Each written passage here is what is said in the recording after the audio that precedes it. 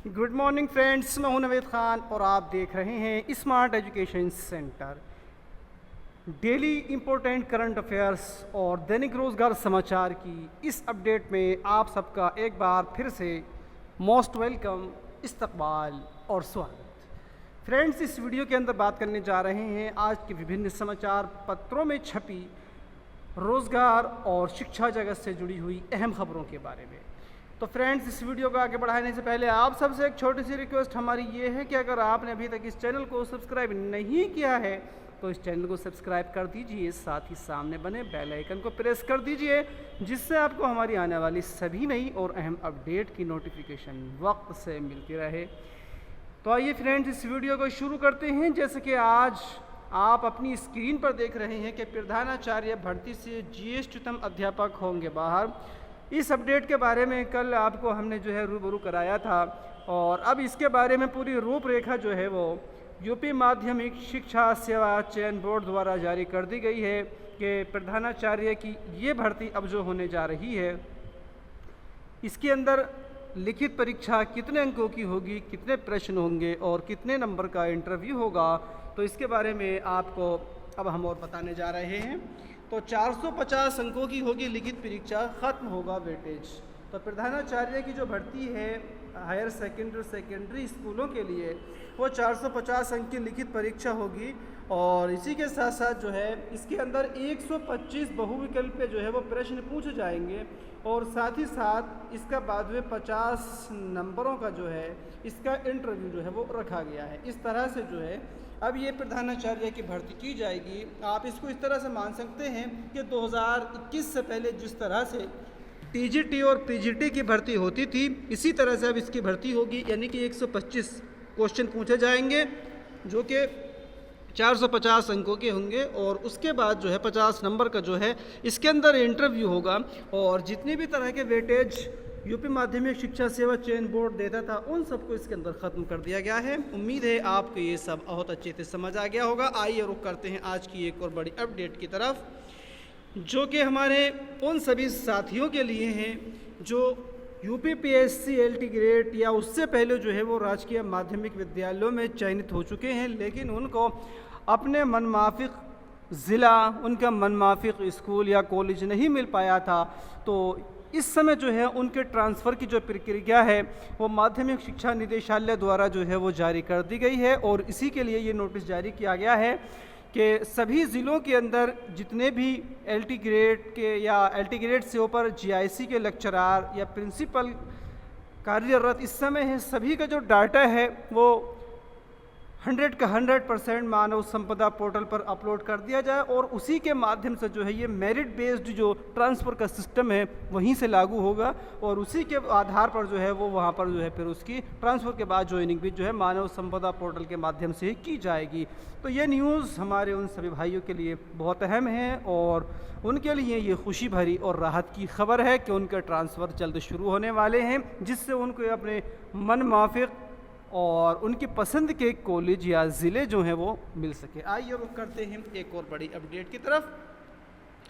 50 दिन में आयोग कराएगा 25 विषयों का साक्षात्कार। ये जो अपडेट है ये यूपी HESC के विज्ञापन संख्या 50 के तहत आ रही है। इसके बारे में रोज़ ही आपको अपडेट दी जाती है और ये जो अपडेट है अब फिर से आ रही है कि आयोग जो है वो 50 दिन के अंदर बाकी बचे सब्जेक्ट का इंटरव्यू करा लेगा। आयोग ने 96 चयनितों की सूची भेज दी है निदेशालय। उच्चतर शिक्षा आयोग ने असिस्टेंट प्रोफेसर के 96 और पदों पर उम्मीदवारों का चयन करके गुरुवार को सूची और विवरण उच्च शिक्षा निदेशालय को भेज दिया है। इन चयनितों की ऑनलाइन काउंसलिंग कराकर निदेशालय महाविद्यालय इनको आवंटित कर देगा और अब तक जो है वो 47 विषयों में से 21 विषयों का जो है वो साक्षात्कार हो चुका है। यूपी HESC ने विज्ञापन संख्या 50 के तहत आपको बताते चलें कि कुल मिलाकर के 47 विषयों का जो है वो एग्ज़ाम कराया था और उसमें से 21 विषयों का जो ये परीक्षा है यानी कि उसका जो रिज़ल्ट फाइनल है वो घोषित किया जा चुका है और इसके अंदर अभी 25 जो विषय हैं वो बचे हैं और इसकी जो रूपरेखा है आयोग ने तैयार करके बता दी है कि 50 दिन के अंदर इन सबको फाइनल कर दिया जाएगा। आइए रुख करते हैं एक बड़ी अपडेट की तरफ। छूटे 1 लाख परीक्षार्थियों की प्रायोगिक परीक्षा 17 से होगी। तो हमारे बहुत सारे जो छात्र ऐसे हैं इंटरमीडिएट के अंदर जिन्होंने यूपी बोर्ड के तहत जो है प्रैक्टिकल छोड़ दिए थे, अब चाहे उनको वो प्रैक्टिकल फिज़िक्स का रहा हो, केमिस्ट्री का रहा हो, बायो का रहा हो या दूसरी और सब्जेक्ट का रहा हो, अगर उनके प्रैक्टिकल छूट गए हैं तो उनको यूपी बोर्ड एक और मौका देते हुए 17 मई से उनकी जो प्रैक्टिकल है वो परीक्षा आयोजित कराएगा। और ये जो परीक्षा है उनकी 17 मई से लेकर के 20 मई के बीच जो है वो आयोजित कराई जाएगी। और इसके अंदर जो है कुल मिलाकर के ये इतने परीक्षार्थी जो है वो शामिल होंगे, इतने परीक्षार्थियों ने अपना प्रैक्टिकल जो है वो छोड़ दिया था। खैर यूपी बोर्ड का ये एक अच्छा फैसला है कि वो दोबारा से जो है छूटे हुए बच्चों की जो है वो प्रैक्टिकल जो एग्ज़ाम है वो कराने जा रहा है। आइए रुख करते हैं अब एक और बड़ी अपडेट की तरफ। शिक्षकों के 13,000 पद खाली, विज्ञापन का इंतज़ार है। भर्ती संस्थाओं को सभी रिक्त पदों का मिल चुका है अध्याचन। पृथ्वी की छात्रों की मांग 100 दिनों के भीतर पूरी हो भर्ती प्रक्रिया। तो ये 13,000 पद जो हैं वो प्राइमरी से लेकर के उच्च शिक्षा तक जो है वो शामिल हैं, चाहे वो पीआरटी हो, चाहे वो टीजीटी हो, पीजीटी हो, जीडीसी असिस्टेंट प्रोफेसर हो या यूपीएचईएससी के माध्यम से भरे जाने असिस्टेंट प्रोफेसर के पद हों, यूपीपीएससी एलटी हो या यूपीपीएससी जीआईसी हो। इस समय जो है 13,000 पदों का जो अधियाचन है वो भेजा जा चुका है कि इतने पद रिक्त हैं। तो छात्रों की मांग है कि इन सभी पदों पर जो है वो यथाशीघ्र विज्ञापन जारी करके और भर्ती प्रक्रिया जो है वो 100 दिन में पूरी करने का टारगेट रखा जाए। तो आशा है कि सभी भर्ती बोर्ड इन पदों पर चयन की प्रक्रिया का विज्ञापन यथाशीघ्र जारी कर देंगे। और आप सबसे कहना चाहेंगे कि इन पदों की भर्ती को देखते हुए अपनी तैयारी को बढ़ा दीजिएगा, चूँकि एग्ज़ाम फौरी तौर पर जो है फ़ौरन विज्ञापन के बाद जो है वो परीक्षा की तैयारी शुरू करा दी जाएगी। आइए बढ़ते हैं एक और बड़ी अपडेट की तरफ। अनुमान समय से पहले दस्तक दे सकता है मानसून। ये जो बड़ी अपडेट है वो मानसून को लेकर के आ रही है। आजकल आप देख रहे हैं कि गर्मी जो है वो दिन ब दिन नए नए रिकॉर्ड कायम कर रही है, बहुत ज़्यादा गर्मी पड़ रही है। तो इसी गर्मी को देखते हुए अंदाज़ा लगाया जा रहा है कि समय से पहले जो है वो दस्तक दे सकता है मानसून। देश में इस साल दक्षिण पश्चिमी मानसून समय से पहले आ सकता है और अंडमान निकोबार द्वीप समूह में पहली मौसमी बारिश 15 मई को होने की संभावना है। मौसम विभाग ने गुरुवार को जो है ये जानकारी दे दी है। और एक और बड़ी अपडेट है कि आप जानते हैं कि अभी पिछले दिनों जो है एक चक्रवाती तूफान आया था आसानी, जो कि पश्चिम बंगाल और ओडिशा के तट से टकराया था। अब जो है इसके ये जो है धीमे पड़ गया है और जिससे जो है वो बारिश की संभावना अब बढ़ गई है। आइए रुख करते हैं एक और बड़ी अपडेट की तरफ, जो कि बहुत ही निराशा भरी है और रेलवे में जो भर्तियाँ निकलती हैं उसको लेकर के आ रही है। रेलवे में 72,000 से अधिक पद खत्म, बहुत ही निराशा भरी खबर है।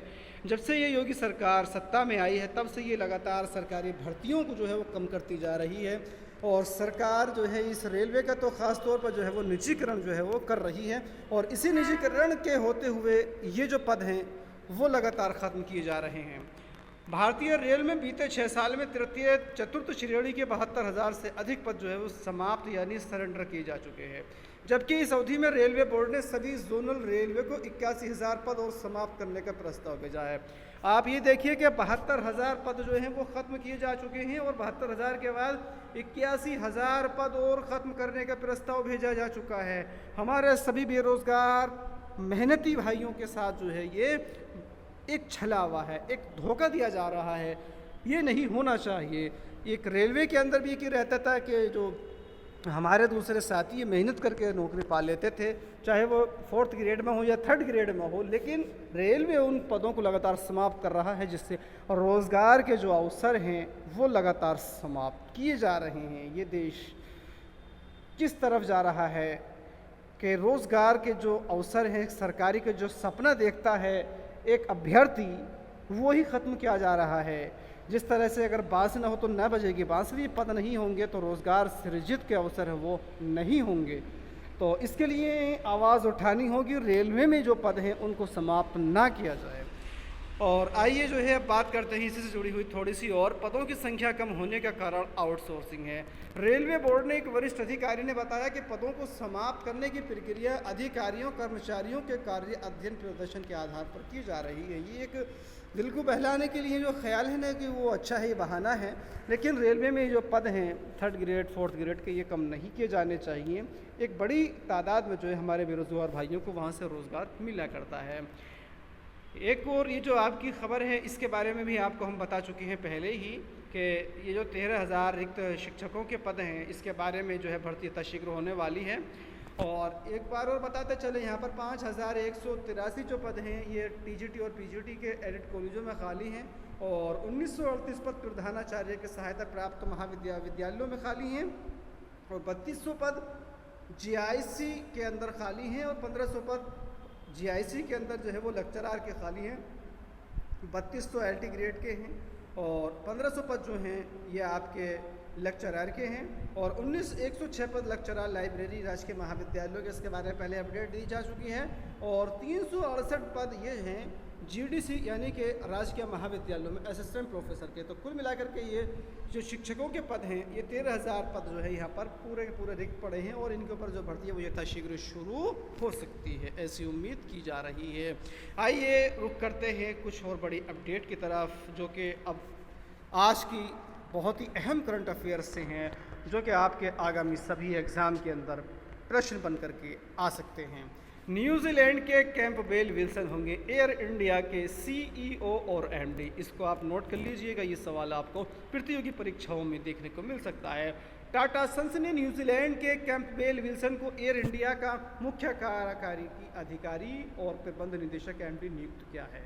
आइए एक और बड़ी अपडेट की तरफ जो है अब आपको लेकर के चलते हैं, जो कि महंगाई से जुड़ा हुआ है।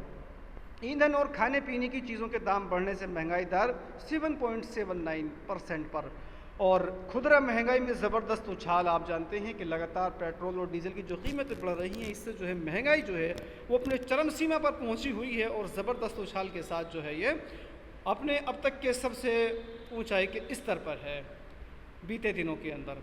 और थॉमस कप में भारतीय पुरुष टीम ने 43 साल में पहली बार पक्का किया है कोई पदक।